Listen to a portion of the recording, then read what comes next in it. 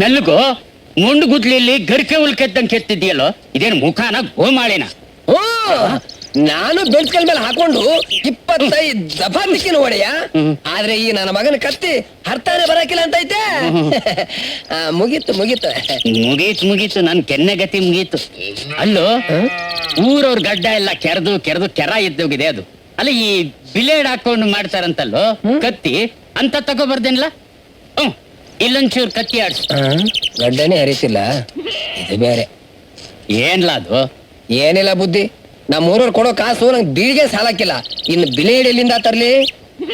ಅಪ್ಪ ಅಪ್ಪ, ನಮ್ ದೇವಸ್ಥಾನದ ಮಂಟಪದಲ್ಲಿ ಯಾರೋ ಇಬ್ರು ಹೆಣ್ಮಕ್ಳು ಗಂಟು ಮೊಟ್ಟೆ ಸಮೇತ ಬಂದಿದ್ದಾರೆ. ಹೆಣ್ಮಕ್ಳ ಒಸಿ ನೋಡ್ಕೊಂಡು ಬರ್ತೀನಿ ಇರಿ ಬುದ್ಧಿ. ಲೇ ಒಂದೇ ಕಡೆ ಕರೆದಿದ್ಯಲ್ಲೋ, ಈ ಕಡೆನು ಕತ್ತಿ ಆಡ್ಸೋಗು. ಅಯ್ಯೋ ಕಾಣಕ್ಕಿಲ್ಲ ಬಿಡಿ, ನಾಳೆ ಬಂದು ಕೇಳ್ತೀನಿ.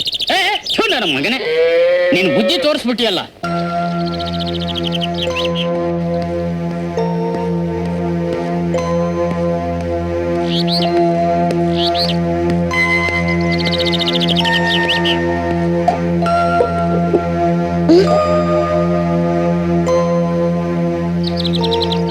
ನೀವ್ ಯಾರಮ್ಮ?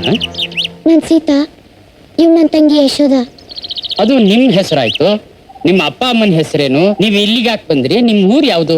ನಮ್ದು ಕಲ್ಲೂರು. ನಮ್ಮಪ್ಪ ನಮ್ಮಮ್ಮ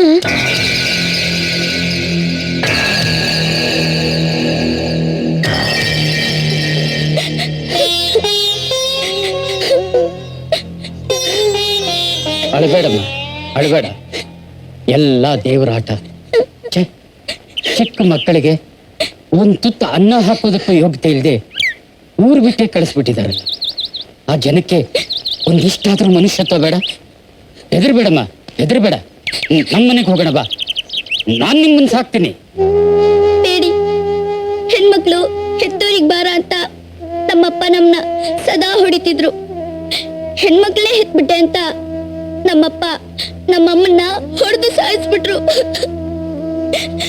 ಅದಕ್ಕೆ ನಾವ್ ಯಾರಿಗೂ ಭಾರವಾಗಿರಲ್ಲ.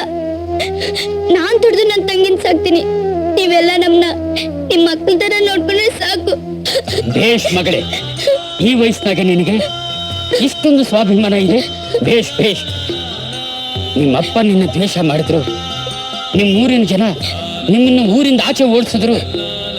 ನಾನು ಅಂಗೈಯಾಗಿಟ್ಕೊಂಡು ನಿಮ್ಮನ್ನ ಆರೈಕೆ ಮಾಡ್ತೀನಿ.